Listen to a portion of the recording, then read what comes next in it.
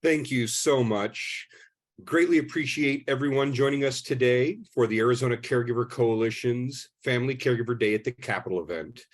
Thank you for all your participants joining us here on our virtual Family Caregiver event today.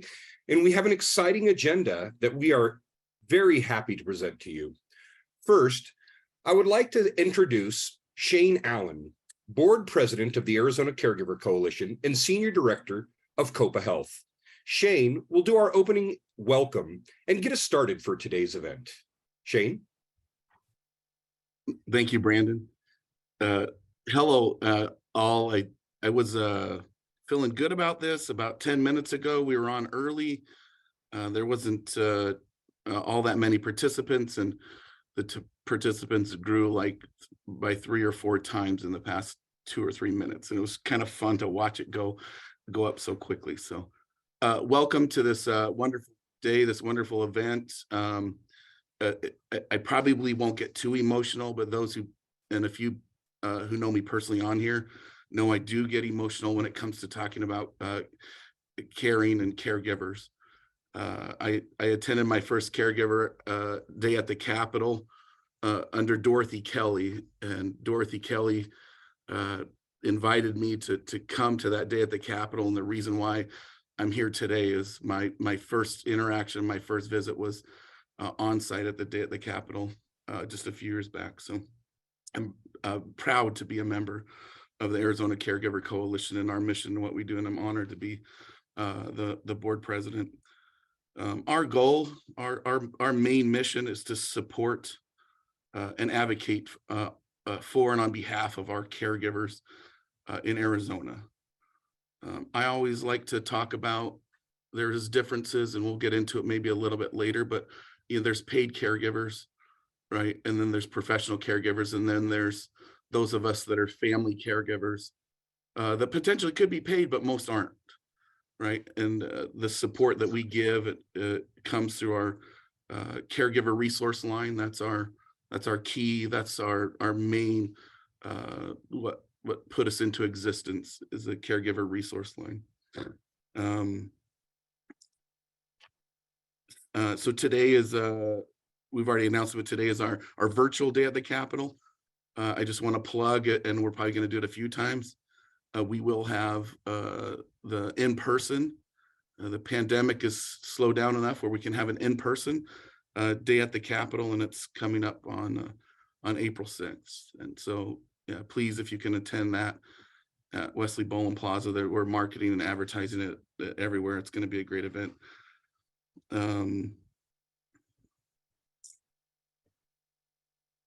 So if Catherine, if we could pull up, we're going to talk about the overview of today's agenda items. We have a pretty full agenda, and it's going to, we're trying to stick to our time frames.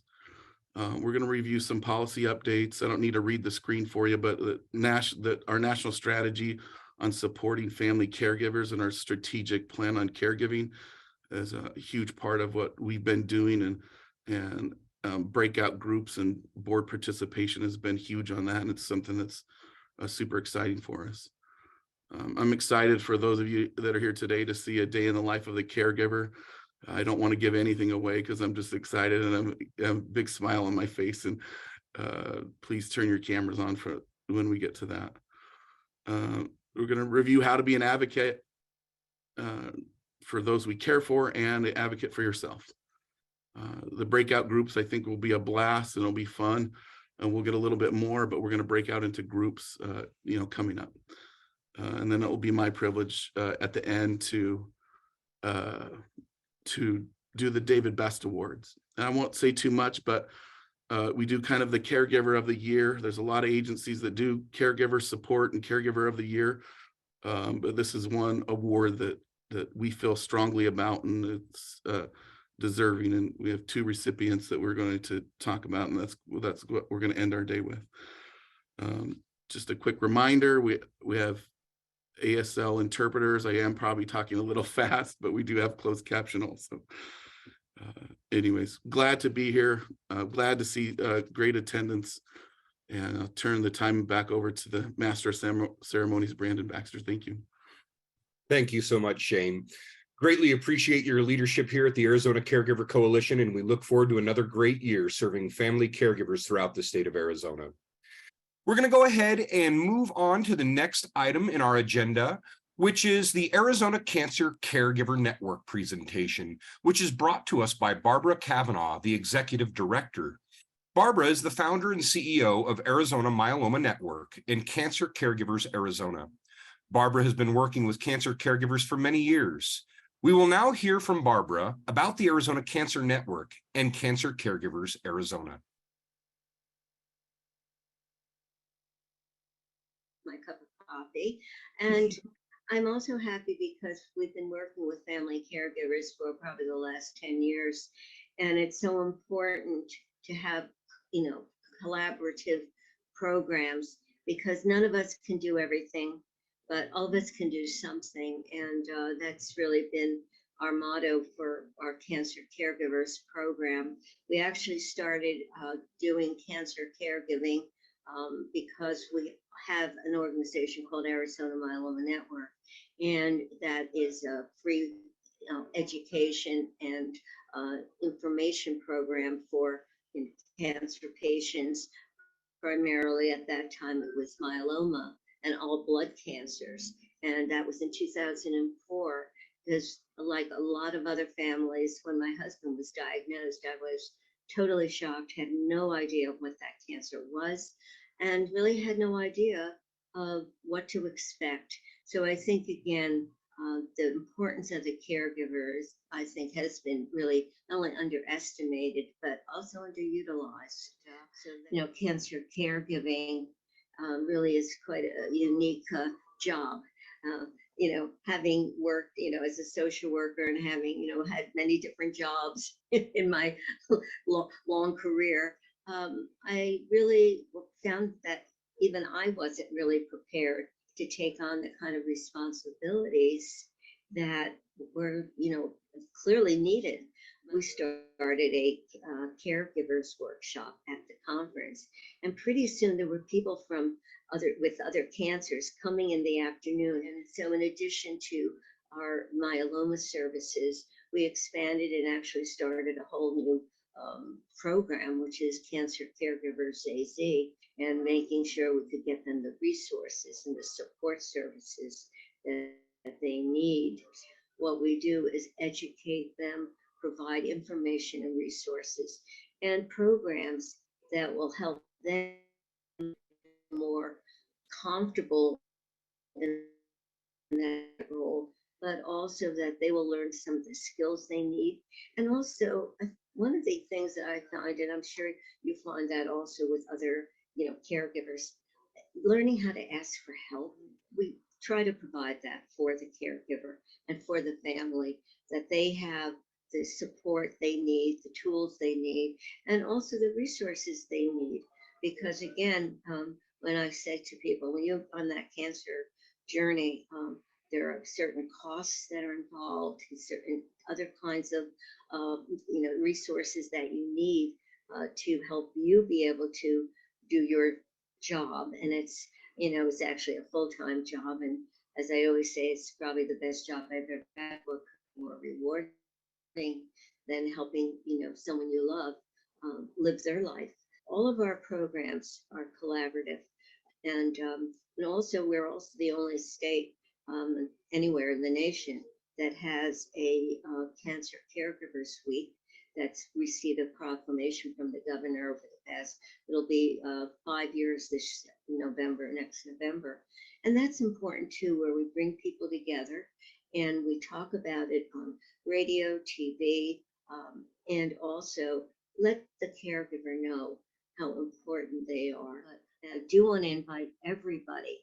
It's open to the public and it's free to come to our Cancer Caregiver conference, and which will feature medical doctors, researchers, and the focus will be on blood cancers, but in general, some of the new cancer of research that's coming along.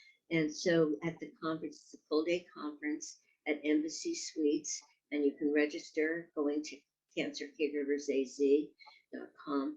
And as I said, it is free. There's breakfast, there's lunch, and there's also free parking. And you get to meet other people who are also dealing with cancer and who will also have some of the same concerns and be able to share them. It is going to be broadcast, it will be virtual. So anybody who wants to attend anywhere in the country will be able to tune in. So we thank you and we look forward to working together and continuing to do all of our good work. Thank you so much to Barbara and Arizona Myeloma Network and the Cancer Caregivers of Arizona. Next, we'll go ahead and move on to a day in the life of a caregiver. We will introduce you to Michelle Thorne, founder and executive director of Care for the Caregivers. Michelle is an autistic woman and mother of 2 autistic children. After her children were diagnosed, she saw that the emotional, physical, and educational needs of the caregiver were rarely cared for. Care for the Caregivers was born to fill that need. I now turn it over to Michelle. Michelle? Hi, thank you, Brandon. I also want to take a minute and thank the Arizona Caregiver Coalition for having me on today. Very often, when we think about caregivers, we often think about those who are taking care of someone who is elderly. And there is a whole other population out there who are caring for children with disabilities and will care for them for their entire lives. So today, what I wanted to do is just give you all a glimpse of what that life looks like and take you through a day in the life of a caregiver. If you could, if you're home, if you're in your office, just run around your house or your office and try to collect 12 to 13 books.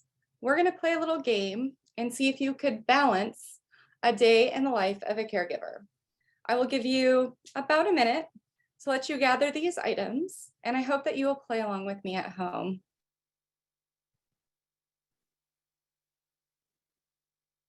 I can see Shane in the camera view getting his books out. He's ready to go. Fantastic. You can go ahead and switch to the next slide, please.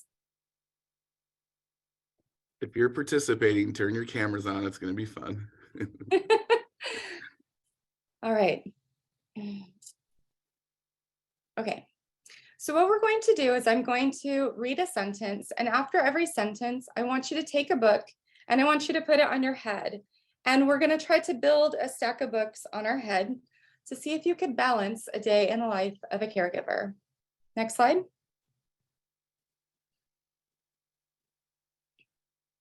Mother wakes up at 4:30 after getting 3 hours of sleep. Her day begins. Put a book on your head. Mother cannot figure out what her nonverbal son wants for breakfast. He has a meltdown and wakes up his sister and father. Put a book on your head. While cooking breakfast, her son unlocks the door and takes off down the street. She takes off after him, catches him before he hits the main road, but has ruined breakfast. Put a book on your head.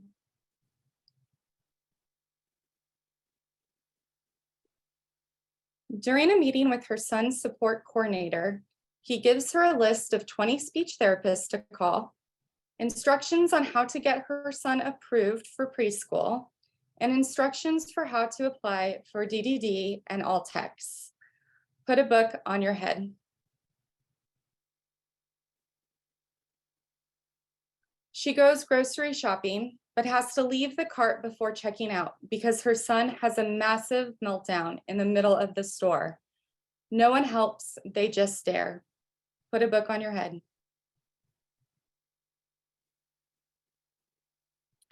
During nap time, mom can't lay down with the baby in fear that her son will go out the door again. The baby doesn't get a nap and is cranky for the rest of the day. Put a book on your head.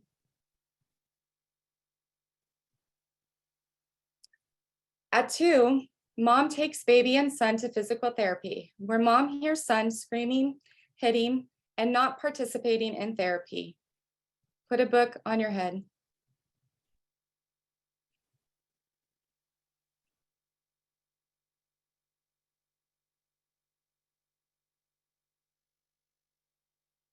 Grandma stops by at 3 to drop off articles she's read about autism and tries to have a conversation with Mom about what she's just read. Put a book on your head.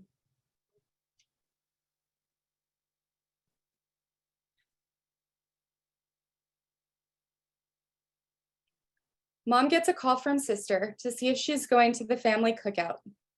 Mom realizes she wasn't even invited.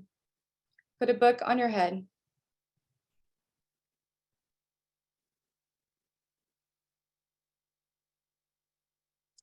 Mom makes 3 separate dinners, one for baby, one for son, and one for her and her husband, all while trying to keep her son from jumping on the couch.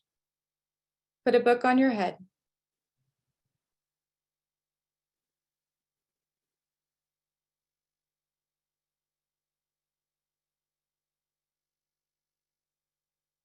Husband comes home and asks why the laundry didn't get done and why the fridge is empty. Really, what did she do all day? Put a book on your head.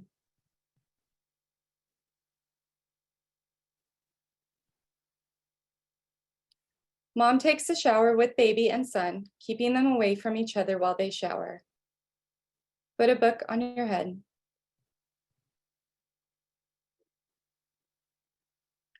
Mom lays down with son for 3 hours until he goes to bed at 1 o'clock. Put a book on your head.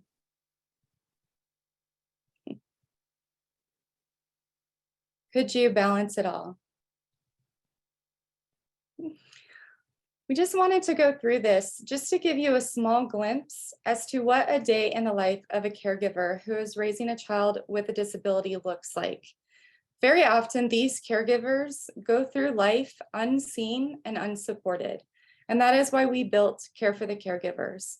Our mission is to make sure that these caregivers are seen and are supported. If you are a caregiver raising a child with a disability, I will put our contact information in the chat box. We'd love to hear from you and we'd love to support you. I'd like to thank the Arizona Caregiver Coalition for shining a light on these families and for recognizing the caregivers amongst us who are raising kids with disabilities. Thank you so much for your time and attention today. Thank you so much, Michelle. What a fantastic activity that was to really give us some insight into the challenges that caregivers face on a day-to-day basis, oftentimes with a growing stack of invisible books that become harder and more difficult to balance each and every day.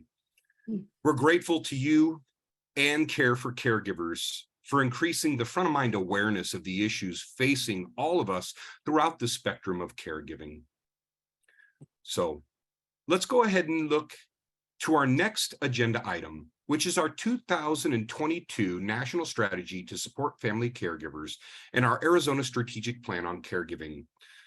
This will be introduced to us by Jutta Ulrich, Executive Director of the Arizona Caregiver Coalition, as she will be providing an overview of the 2022 National Strategy to Support Family Caregivers, which was released this last November. And she will also discuss current projects for the Arizona Caregiver Coalition. Without further ado, we'll turn it over to Jutta. All right, thank you, Brandon. Okay, Jutta again, good morning, everybody. And I want to thank everybody again for having joined us today, for sharing your time with us. And I'm very happy to report about the national strategy, but I'm also very excited to announce that we are spearheading a committee focused on reviewing and implementing these national strategies to support family caregivers. And along with that, that we are collaborating with partner organizations and family caregivers on addressing the issues and barriers of caregiving in Arizona. And we are working towards having a formal strategic plan addressing at least some of these issues. And we're also want to be looking at ways to implement some of the recommendations within the next 2 or 3 years.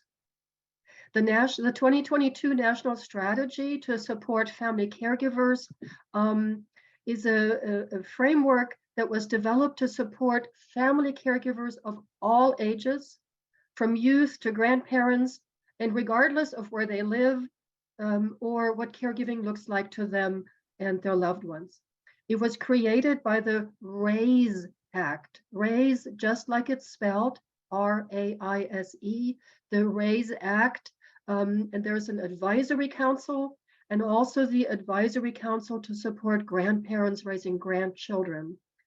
There was extensive input from the public, including family caregivers and the people they support. So really a lot of work went into that. What you see on the screen, and I'll read it aloud too, are the 5 big goals or areas where they have grouped recommendations. So goal number 1 is to increase awareness and outreach. Goal number 2, build partnerships and engagement with family caregivers. Goal 3, strengthen services and supports for caregivers. 4, ensure financial and workplace security. And 5, expand data, research, and evidence-based practices to support family caregivers. So the overall purpose of having this national document is to try to ensure that everybody who is working on these issues, that they can align their efforts, that we can foster collaboration, and then unite it to strengthen the support system for family caregivers. This national document contains nearly 350 actions that the federal government plans to take in the next 3 years. And there is a secondary document with actions recommended or suggested at the state level. And that's where we come in. So the Arizona Caregiver Coalition was invited by the National Alliance on Caregiving, and you may know it by its abbreviation NAC, and the organization Community Catalyst to apply for a grant. And we did, and we got the grant. It's a small grant, but it helps. And both of those organizations, so NAC and Community Catalyst, supported the creation of this national strategy. What we've done in Arizona so far is we formed a working committee to review the national strategies and to discuss what we need and want to do in Arizona. Because this national document is for the whole country. And so many states and many organizations are looking at it. And we wanted to, take that Arizona perspective. The second thing we did is we formed a committee. And okay, so some of you are probably groaning out there, oh, another committee. But this is a really good one. And we've had really good discussions. So there is a subcommittee for family caregivers. And Catherine, I think many of you know her by now, from our organization. So she leads that group. And so it's family caregivers getting together. They occasionally listen to webinars on how to become better advocates and what are some tips and techniques to do advocacy. And they meet about once a month, and they learn about storytelling and how to speak to people in charge, because that can sometimes be a little bit intimidating. Okay, so we continue to look for family caregivers who might want to be involved.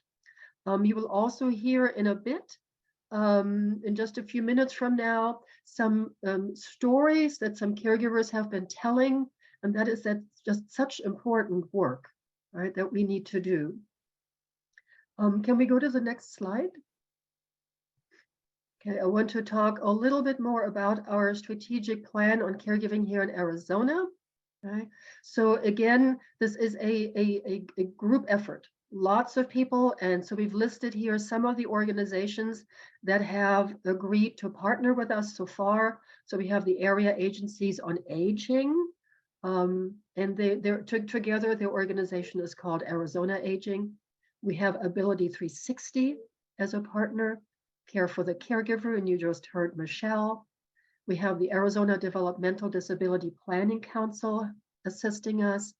We have someone from the DES Division of Aging and Adult Services DES, I'm sure many of you know, is the Department of Economic Security. And so the Division of Aging and Adult Services, there is also a Division of Developmental Disabilities in DES.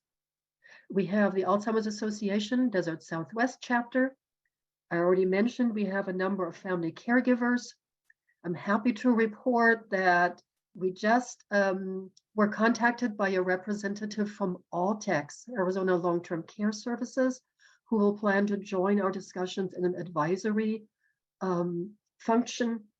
We have somebody from the Barrow Neurological Institute at Dignity Health. So our effort is growing. We're still building our committee. And it's, again, like I said, just so important that we collaborate and just talk to each other, right? So we don't have multiple efforts, or, you know, that old saying, the left hand doesn't know what the right hand is doing. And that's where we see one of our important roles at the Arizona Caregiver Coalition is to be that hub. We're trying to keep people together, make sure we do talk to each other, and that we don't duplicate our efforts, right? And as a group, of course, we're stronger. We have a bigger voice. Just a few more words. Some of the assumptions we've made and recommendations so far are that our strategic plan will focus on family caregivers, right? Many of you know that there is a workforce shortage, that we really need more paid professional caregivers. And I have a history of working on projects to support the professional caregivers. We adore them. They are such a wonderful workforce, such wonderful people. Okay? This plan, though, will focus on the family caregiver, including the paid ones, paid by Altex. We will touch on the professional caregiver issues. Many of you know them as DCWs, direct care workers. Okay? So we will touch on some of the issues there in our plan. And of course, a major assumption for our work is that we will use the goals and strategies from the 2022 National Strategy document as our framework. Because so much work has been done, we decided we don't need to start over. We're going to use that framework and fill in the blanks, so to say, with our united input here from Arizona.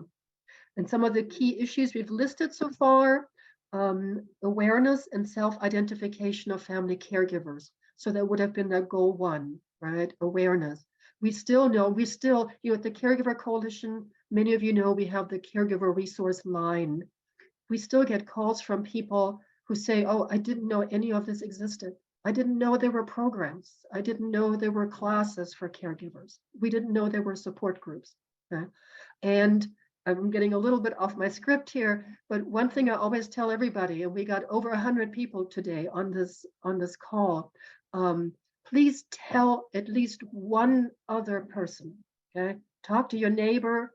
If you're waiting in the grocery store line, start a conversation. Tell people that there are resources for caregivers, and tell them your favorite one, whether it's an area agency, whether it's a Build 360, you know, whether it's the Caregiver Coalition. Of course, we're one of your favorite ones, but please share with other people.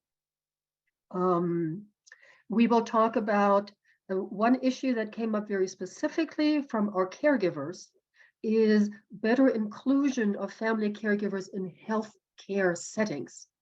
It apparently happens too often that somebody is hospitalized, potentially somebody who cannot advocate for themselves or speak for themselves, but the family member, the family caregiver, may be kind of left out of the decision making or even just the information process.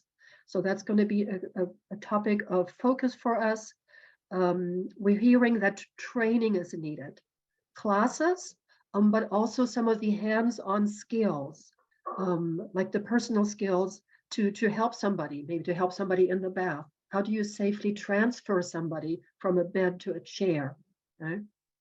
And these are all things where, you know, we're asking for your input.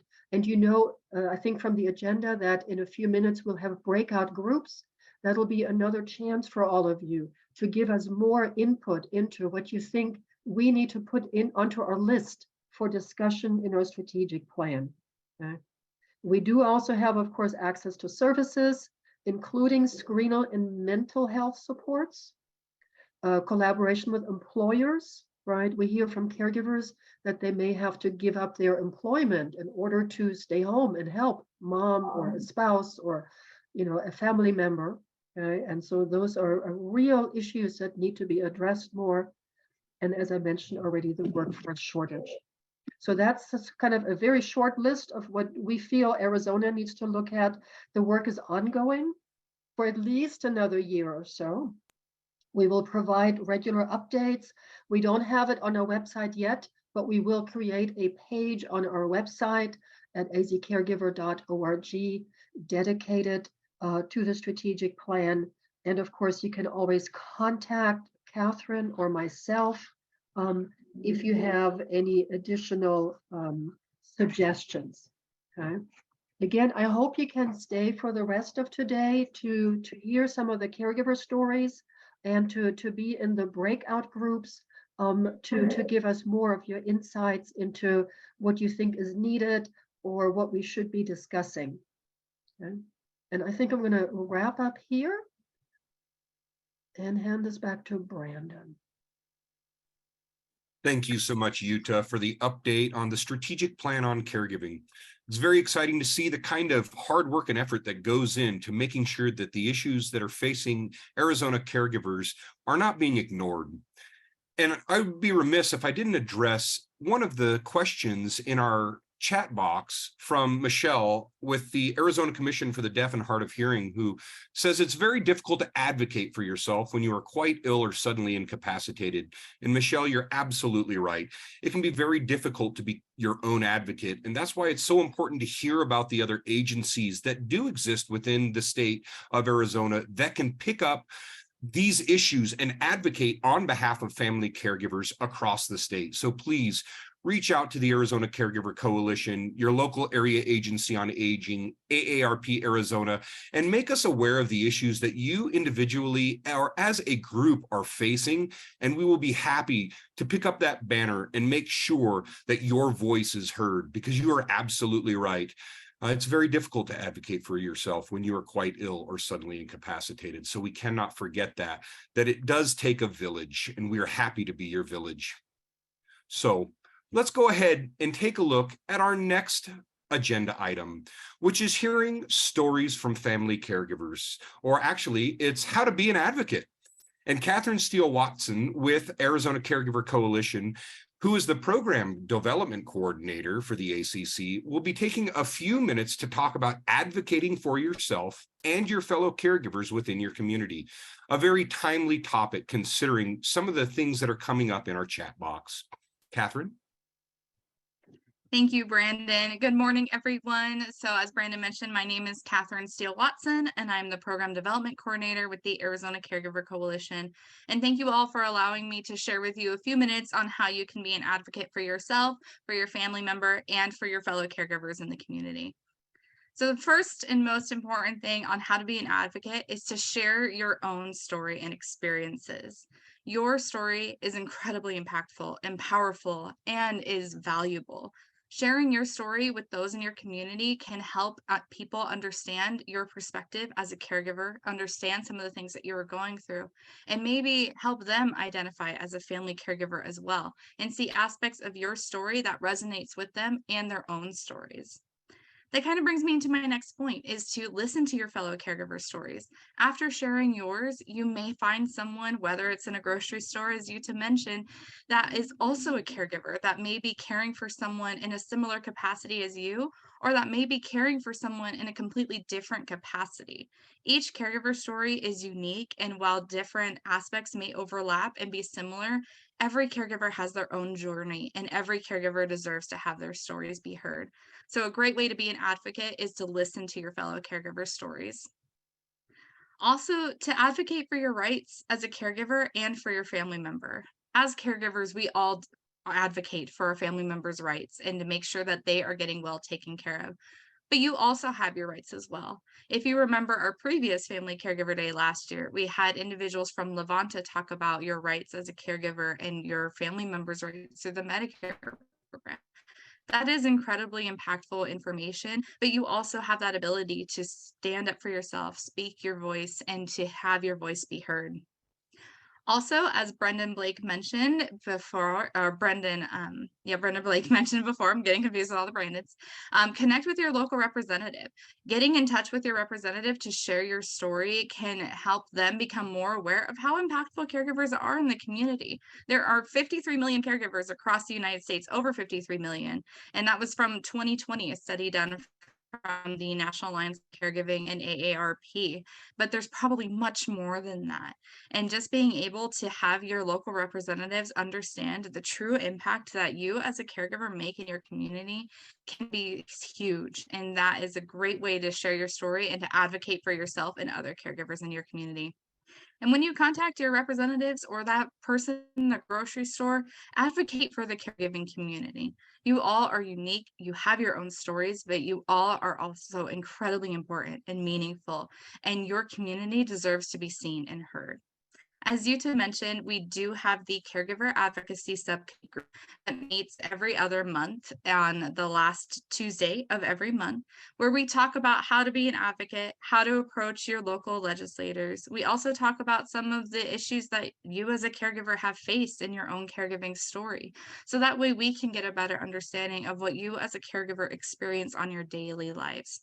If you are interested in joining that committee, please feel free to email me. I'll put my email again in the chat. And we also take some of the information that's shared in the Community Catalyst workshops that Yuta mentioned, who are the grant funders for this project. And they share workshops every month on how to be an advocate, how to approach your legislators, how to develop a plan to put to your story in a cohesive fashion, share data, share information, and to really build a sense of community. And so we also share that information during our caregiver advocacy projects. So again, I'll put my email in the chat, and I thank you all for being a caregiver and for letting me join talk about how to be an advocate today. I'll turn it back over to Brandon. Thank you so much, Catherine. Now, we're going to go ahead and hear from some family caregivers. We're going to hear caregiver stories and realize that those indeed are the most impactful ways to build community and to advocate for family caregivers, is to hear these stories themselves. Arizona Caregiver Coalition has been working with Arizona family caregivers to share their stories, and we do have a few prepared for you now. All right, well, we are wrapping up with our caregiver stories, so we'll go ahead and move on into our next agenda item, which is going to be our breakout sessions. So what we're going to be doing here is we are going to be hearing from you, right? That's what the whole purpose of this is to find out what issues are specifically you facing within your caregiving journey.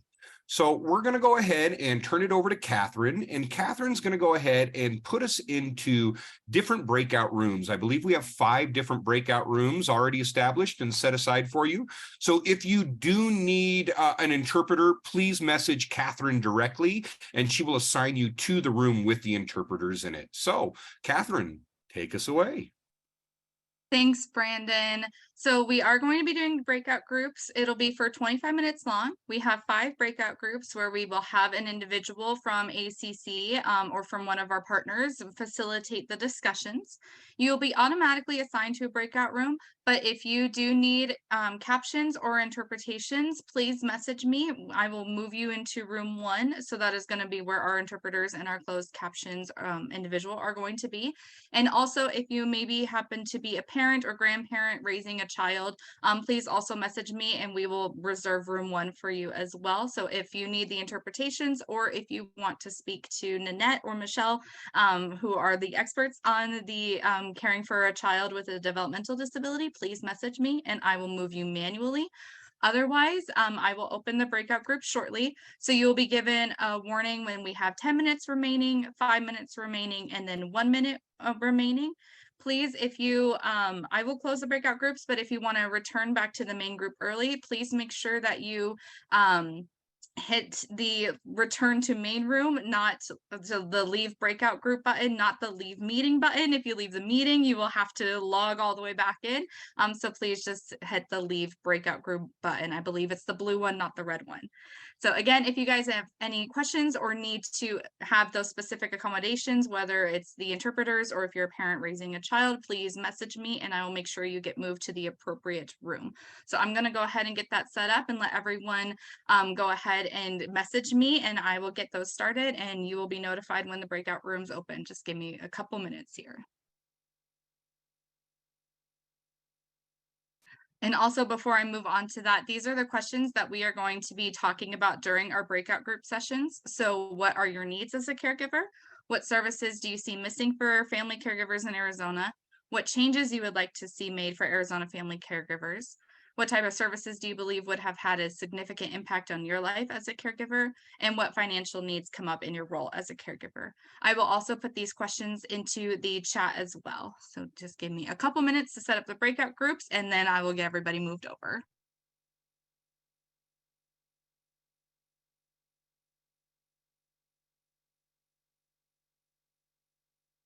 Thank you so much all for your involvements in our breakout rooms. We do have note takers that have been taking notes to capture all of your answers to our 5 questions that we've been addressing.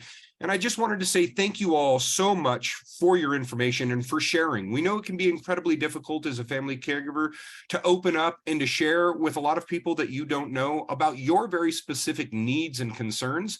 But without that information sharing, it becomes very difficult for us to advocate on behalf of those needs. So your openness and your honesty with us is absolutely invaluable and imperative for us to do the best job possible representing you and your loved ones. We're so grateful for this opportunity to meet with you all, to share the challenges associated with family caregiving, and to celebrate you and your loved ones and all that you go through in your day-to-day care. So with that in mind, I would love to turn it over to Shane Allen as we move into our David Best Award presentation part of today's session. Shane? Thank you, Brandon. Thank you all for the breakout groups. I will just say my breakout group was cut off and we knew we were going to be because of the alerts. But I love the conversation and I love connecting with you all, and hopefully your groups went well also. I'm excited today. This is I haven't really even been nervous and all of a sudden I get nervous. The 2 recipients today were in my breakout group and I swore that I wouldn't get emotional, but because they were in my group, all of a sudden I'm like nervous. So let's talk a little bit about David Best. This David Best Award comes from David and all the work, and it's some of you that have been around a while knew him. I never had the chance or opportunity to meet him, but he pretty much was a rock and a foundation for what we do today. He was introduced to caregiving in many ways, but mostly working with both of his aging parents. He cared for both of his parents for over a 10-year span. He also served as a caregiver program specialist for the state of Arizona and the Division of Aging and Adult Services. I know some of you guys from that area are here today with us, so thank you. He founded the Caregiver Resource Line in 2008. It's been quite some time, which is truly the foundation of what the Caregiver Coalition is. And just a reminder, that's our line. We talked about it in my group, but the Caregiver Resource Line is there for you when there's caregiver or unpaid caregiver or family caregivers that need some resources. And just I want to point out too, before I move on, there's a couple of good resource lines throughout Arizona. And the Area Agency on Aging do a very good job at manning their resource lines and their resource calls. So I would just say don't be afraid to call both lines.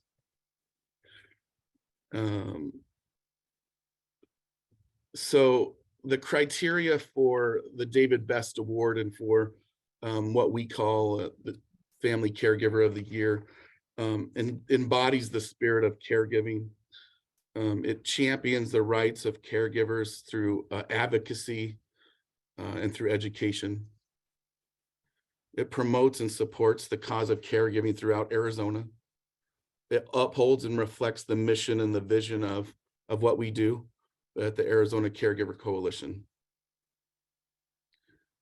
Thank you, Michelle. I love hearing about David Best, and he seems to be this champion that I can't get enough about. And maybe there's someday we'll see a book or some more articles on him. This person demonstrates the ability to collaborate with partners in the community and further the cause of caregiving and caregiving's best practices. And then another important part is that must be a resident of Arizona. It is the Arizona Caregiver of the Year. So this year, like in the past, we've done 2 Caregivers of the Year. And the one I want to focus on, and the reward, you already moved the slide, thank you, sorry, is Karen Enriquez. Karen is from the Southeastern Arizona Area Agency on Aging. They hired her in 2019. You can see we've delivered her, and she received her award. Not realizing that her scope entailed she could identify that she was once a caregiver for her son, and how great it would be for her to know about everything about caregiving. At this time, Southeastern Arizona AAOA has transitioned the family caregiver support program, instead of a subcontracting it, which most area agencies do. The vision was to have a coordinator create a program that best suits and attracts caregivers. Karen embodies the spirit of caregiving. As a full-time employee, she now becomes a caregiver again for her husband, and continues to give 110% of her duties to keep her program running efficiently. Karen is a champion for the rights of caregivers in Southeastern Arizona and throughout the state. She gets involved in coalition and advocates for her caregivers as a whole. During the most difficult time of the pandemic, Karen kept on educating them through Zoom and Facebook Blast, providing them with education and ideas to stay sane. And we all needed that, right? She would post articles almost daily, and her posts would be the ones that would generate more attraction. For Karen, upholding the mission and the vision of the Arizona Caregiver Coalition is a priority, as she understands the importance of being brings to her caregivers. In 2 years, Karen has formed a partnership with all local libraries and the SEAZ that share and guides caregivers to access. And she's might help me with the name, Trualta platform. I need to learn more about that. Karen became the state pioneer in adopting and implementing the education modules and tools for other states' AAOAs. First time during my tenure this is somebody from her agency. First time during my tenure at that agency has presented with the U.S. Aging Conference in Austin. Karen is a proud resident of Bisbee, Arizona, and I am pleased to have her on my staff and nominate her for this award. And that was a note from her boss at her agency. Now we'll have the pleasure of hearing from Karen. Thank you, Karen. It's great to hear from you. Great to have you. Excited, well deserving of this award. Moving on, we get to meet the Family Caregiver Award recipient, Mark Garrity. Voicing a need for caregiving support is a vital component of Mark Garrity's caregiving role, a role which he has morphed and expanded as his partner, Leonard's disease, has progressed. Initially, Leonard was diagnosed with mild cognitive impairment at the age of 53. It's not on my script, but your smiles are infectious, and I'm glad I have the opportunity to give you this award. The next year, younger onset Alzheimer's was declared. That's when Mark attended his first Duet support group, Go Duet. That was entry into his support and education resource when they shared the news of Leonard's affliction with people in their circle, they were struck by the stigma as family and friends faded back, and that set the course for advocacy. Although Leonard still is fairly proficient with his activities of daily living, there has been a marked decline these past few months, and that has taken its toll on Mark. Leonard requires a structured day. His medications and health meals must be provided. Mark also manages all finances, schedulings of appointments. Mark leverages resources that are available to him and his own personal emotional support, while dealing with the ongoing ambiguous loss and grief of seeing Leonard go away. With Leonard, he makes sure they engage in various education and enrichment activities, individual and joint support groups, and Alzheimer's public awareness and advocacy work. There's plenty more to say, but I appreciate being able to give this award to you. And now we will hear from Mark.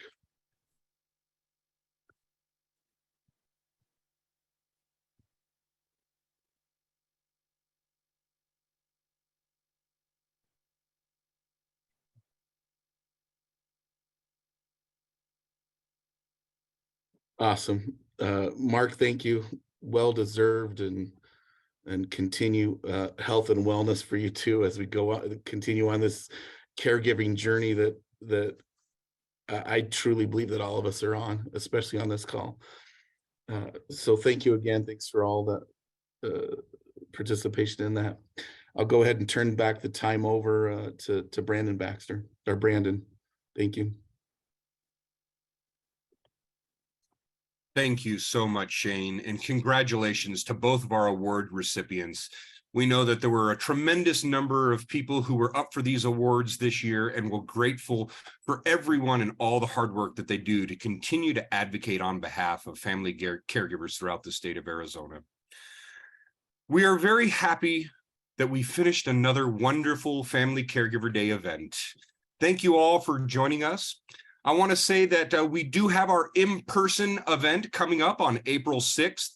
It's going to be a wonderful opportunity to come on out in person and meet with us, talk to us in person, and then maybe meet with some representatives and senators about the issues that you are facing individually to continue to raise awareness for family caregivers here on the state level and on the national level as well. Come and pick up your first aid kits at your April 6th in-person Day event and resource bags, as well as meet your fellow caregivers in your community and find out how we can join together to increase our voice.